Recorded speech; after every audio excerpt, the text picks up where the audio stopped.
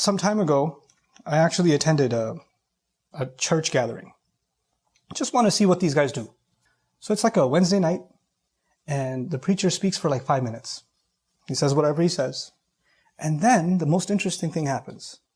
He asks the crowd, so who's having a problem? Tell me about it. Some guy, I just lost my job. It's been tough. All right, everybody pray for Jeff. Everybody starts praying for Jeff. And somebody, I just got divorced. She took the house. You know, everybody pray for, and then this woman, I just got diagnosed with cancer. And everybody's praying for her. And then this guy in the corner says, he lost a job? Talk to me afterwards. There's an opening in my company. And they start, you know. What brings them closer together was not that this guy is going to speak for hours and hours and they're going to sit there and listen. Actually, they were drawn to this gathering because they have a place where they can be heard, where they can feel supported.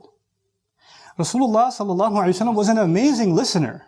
We think of Rasulullah sallallahu alaihi wasallam as an amazing speaker. Yes, he was. But he's also an incredible listener.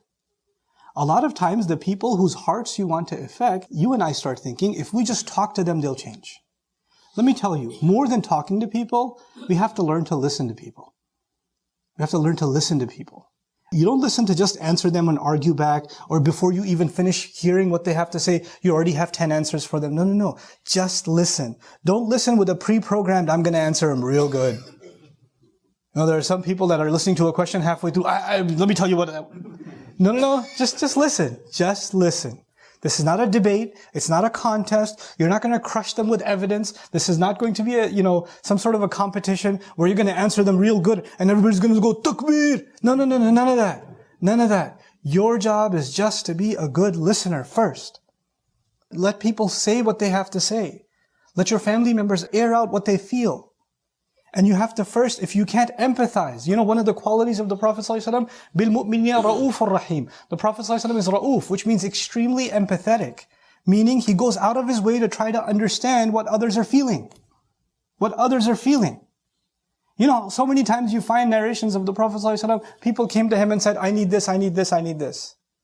You don't find the Prophet ﷺ going directly to them and saying, you need to do this, you need to do this, you need to do this. They're coming to him and telling him their problem. This is the level of comfort that they have with Rasulullah sallallahu alaihi wasallam. And today, anybody who even looks religious or represents the religion, people don't want to come to them. They want to run away from them.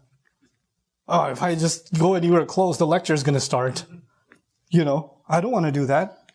So this, in internalizing that you and I are not in control. Our job is to give gentle reminder. And we cannot do so if we don't become good, empathetic listeners.